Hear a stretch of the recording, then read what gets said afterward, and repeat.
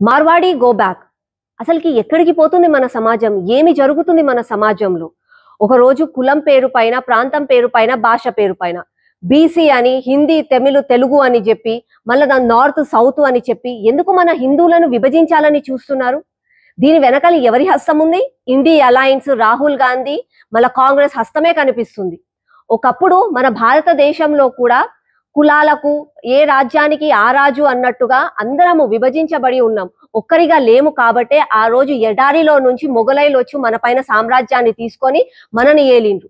దాని తర్వాత east India company పేరు మీద బ్రిటిష్ వాళ్ళు వచ్చి అరే వీళ్ళందరూ విభజించబడి ఉన్నారు కదా అని చెప్పి వాళ్ళు రాజ్యం ఏలిండ్రు. ఇప్పుడు కూడా మనం చరిత్ర నుంచి నేర్చుకోకుండా మళ్ళీ ఇప్పుడు కూడా బీసీ పేరు మీద, కులం పేరు మీద, భాష పేరు మీద, ప్రాంతం పేరు పైన చేస్తే మళ్ళీ ఎవడో వచ్చి మనల్ని ఏలుతారు. దయచేసి ఒక్కటి గమనించండి, ఆ రోజు ఏదైతే గొడవ జరిగిందో అది ఇద్దరు వ్యక్తుల మధ్య జరిగిన గొడవ. ఏమి గొడవ జరిగిందో నేను దానికి తీవ్రంగా ఖండిస్తున్నాను. ఒకరి పైన దాడి చేయడం అన్నది నిజంగా కూడా తప్పే. అసలు ఎందుకు జరిగింది దాని గురించి ఆలోచించాలి. అక్కడ తప్పెవరిదో వాళ్ళకు శిక్ష పడేలా చేయాలి. కానీ ఆ ఇద్దరి మధ్యలో జరిగిన గొడవని మొత్తం సమాజానికి, ప్రాంతానికి రుద్దుతానంటే ఏంటి? అసలుకి కొత్తగా ఇవన్నీ ఎందుకు వస్తున్నాయి? దీని వెనకాల నిజంగా కూడా కాంగ్రెస్ హస్తం ఉన్నట్టుగానే అనిపిస్తుంది. బయటి దేశాల నుంచి ఫండింగ్లు తెప్పించి కావాలని కొంతమందిని రెచ్చగొట్టి హిందూ సమాజాన్ని విభజించాలని చూస్తున్నారు. నేను మళ్ళీ చెప్తున్నా, మార్వాడి గో బ్యాక్ అన్న వాళ్ళు ఒక్కసారి మీరు కూడా గుర్తు చేసుకోండి. ఏదన్నా ఒక రోజు Telugu go back, Telangana go back అని అంటే ఎక్కడికి పోతుంది మన సమాజం?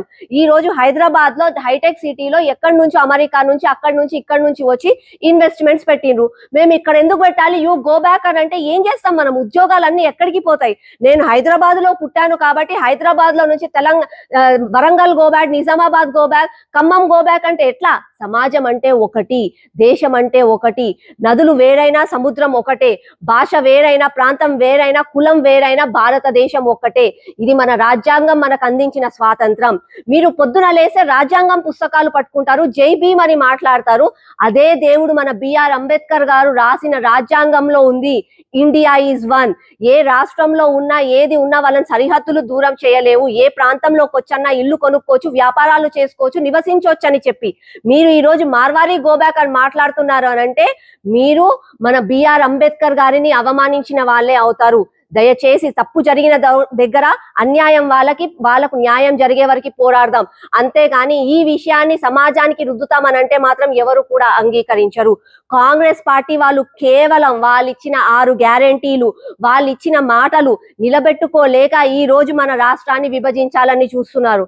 ఆ రోజు బీసీ కులగణన అని చెప్పారు, ప్రతి ఒక్కరికి తెలుసు అది మోసం అని చెప్పి. మళ్ళా ఇవాళ మార్వాడి గో బ్యాక్ అని చెప్పి మన హిందూ సమాజాన్ని దెబ్బతీస్తున్నారు. ఎక్కడ మనం అందరం ఒకటైపోతామో వీళ్ళకి ఎక్కడ ఉండవు కుర్చీలు అని చెప్పి భయపడి చేస్తున్న నాటకాలు. హిందూ సమాజం అందరూ కూడా మేలుకోవాలి. ప్రతి ఒక్కరు కూడా ఆలోచించండి.